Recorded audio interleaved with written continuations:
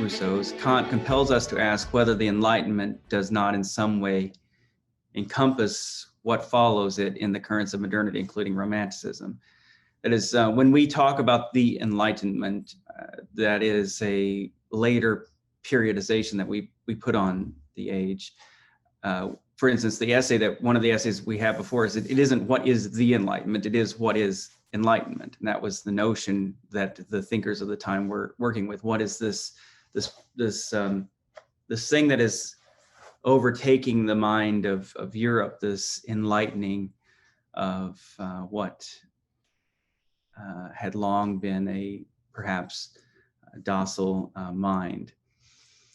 As with Rousseau, Kant's key word is freedom. He is thoroughly democratic. The equal dignity of every rational being is his fundamental commitment. Vindicating the rights of man was the raison d'etre of his philosophizing. He might also be described as Republican in that he wished to maintain the highest moral tone.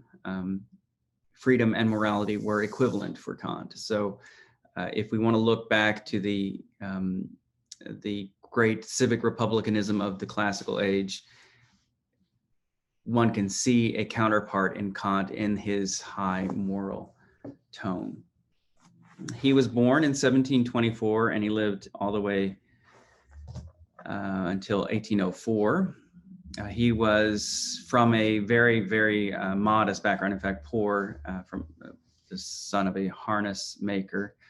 He was from a very religious home, a pietist home, that is one of those Lutheran households that valued earnest Christian living, personal piety, and biblical doctrine, as well as the sovereignty of conscience.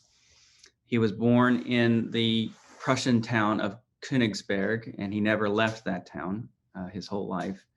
That town is now Kaliningrad. It's part of a Russian territory that is the farthest west of the, and it's not contiguous with the rest of Russia. So it's an interesting geographical anomaly. At the age of 45, and so he spent a long time in the university precincts of Königsberg, but at the age of 45, around 1869, he was appointed a full professor of logic and metaphysics, which shifted him from his previous preoccupation with mathematics and physics. He, in fact, was the first to formulate the nebular hypothesis for, I think it was planetary and stellar formation. After his appointment as a philosophy professor, he turned his attention and gave himself over to philosophy as opposed to the scientific pursuits he had before. And what we know him for and why his reputation is staked on the three great critiques that would follow within the next decade. In 1781, he published his great first critique, the Critique of Pure Reason, on metaphysics and epistemology. That would be followed in 1788 by his Critique of Practical Reason on ethics, and then 1790, his Critique of Judgment on aesthetics and teleology. A few things to say about the first critique.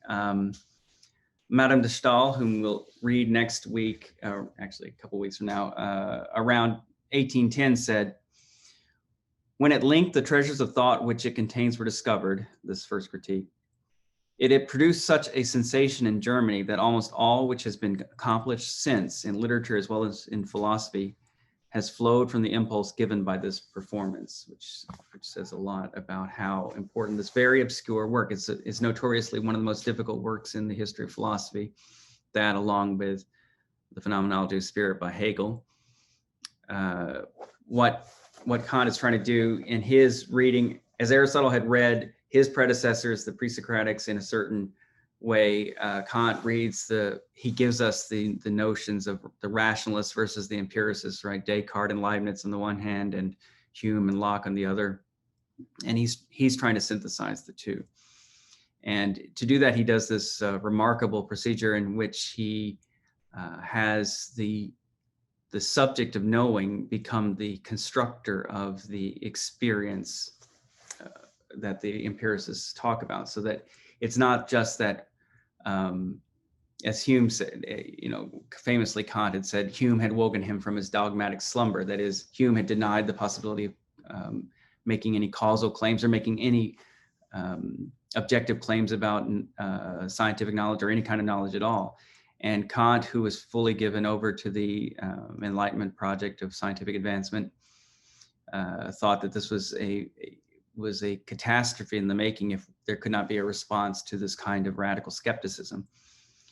And drawing on a kind of Leibnizian tradition, which was already established in German thought, he comes up with this remarkable transcendental idealist system in which the subject of experience becomes it provides the categories by which any possible experience can be had. So quantity, quality, modality, and relation are the ways that any human or any rational mind is going to experience the world, as well as through the sensible forms of space and time. That is, it is the sense of the rational observer that constructs our experience as spatiotemporal, and it is the understanding of the subjective knower that constructs this world as necessarily filled with substances that are related in causal ways. And this remarkable way of putting the human knower at the center of experience is called the Copernican revolution in epistemology. And one might see this with political overtones, as he will in his ethical thought say that we should consider ourselves as universal legislators. He's in fact also making us in our knowing legislators of experience. In the three faculties that are most important in the first critique, we have sense, which relates to the intuitions of spatial and temporal intuitions that we receive through the senses, the understanding, which is shaped through the concepts that I briefly alluded to there, and then the reason, which is coordinated with ideas that want to pull things together in a much grander way. So understanding secures, quote, the unity of appearances by means of rules. We subsume by means of our understanding our experience under rules. And our reason, quote, secures the unity of the rules themselves under principles. So it's this reason is the thing that wants to unify everything into the grandest of systems. And unfortunately, that tendency of the human mind to go beyond the limits of experience will lead us into what he calls transcendental illusion. And that's all in the first critique. His ethics, obviously his deontological ethics, his ethics of duty, is the great antagonist to utilitarianism, which is in fact the tendency of enlightened thought, is to try to secure social happiness by means of calculations of utility. And Kant, so again, to indicate Kant's strange relationship to the Enlightenment, as Rousseau's was also strange, he's giving the great alternative to the utilitarian ethic. And that, of course, as you know, is the categorical imperative, which has several formulations. The first one being, we should only do those actions, the maxim of which could be willed as a universal law. And that talk of universal law is not irrelevant. The sense of our freedom as universal legislators is that being part of essentially built into our rationality is so much an animating force in his thought. The third critique talks about aesthetics and teleology, and that might take us a little far afield, but the Romantics were very moved by, like Coleridge, were very moved by what was to be found there.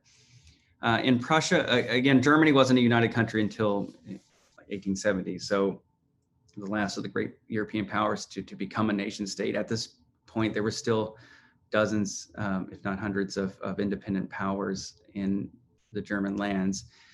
This was a leftover of the Holy Roman Empire.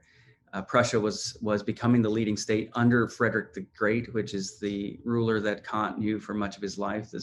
He ruled for 46 years. He advanced a enlightened absolutism, and that context you see in the essay, What is Enlightenment? He was a despot, but he was an enlightened one, right? A nice one. He was a religious skeptic, a Freemason. He tried to be tolerant, though he wasn't too tolerant with the Catholics, but that's a common enough story.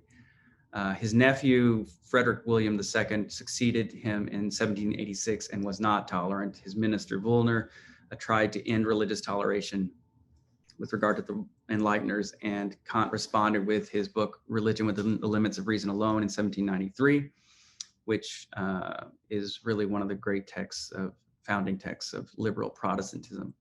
And we already see indications of that religion, that rational faith, in the second essay before us today. Oh, actually, both of them. Both of these essays appeared in 1784, that is after the critical turn, after the publication of the first critique in 1781. In the first essay, What is Enlightenment?, we have this great emphasis on freedom of the press and correlated to this Enlightenment value of publicity, the Republic of Letters, right? And in the second essay, we have this great practical faith in divine providence, which is really one of the great themes of his ethics. So how does one maintain the high moral tone of classical civic republicanism in a new age where every human's rational dignity is recognized? That, I think, is really one of the great questions that Kant tries to answer. And he was excited by the liberating potential of the commercial republics of England and Holland. We see very strong evidence of that in the second essay. The question before us is, of course, do we have data before us, historical data, that shows that it may be more complicated to maintain the high moral tone with that particular engine of human emancipation?